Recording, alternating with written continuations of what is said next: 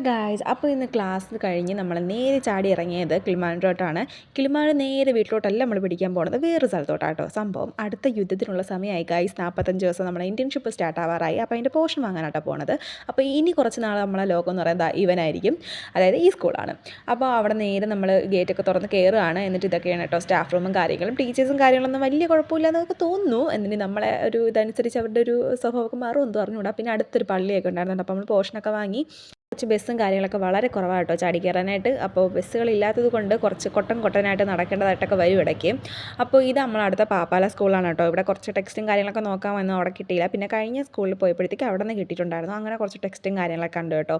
കണ്ടെന്നല്ല, എടുത്ത് നോക്കി വായിച്ചൊക്കെ തുടങ്ങണം ഇനിയിപ്പോൾ. പണ്ട് പോലും ഇതൊന്നും എടുത്ത് നോക്കിയിട്ടില്ല, അതിൻ്റെ കുറവുകൾ ഇപ്പോൾ ഉണ്ട്.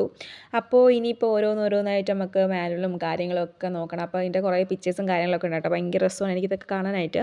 അപ്പോൾ അത്രേ ഉള്ളൂ ഗൈസ്.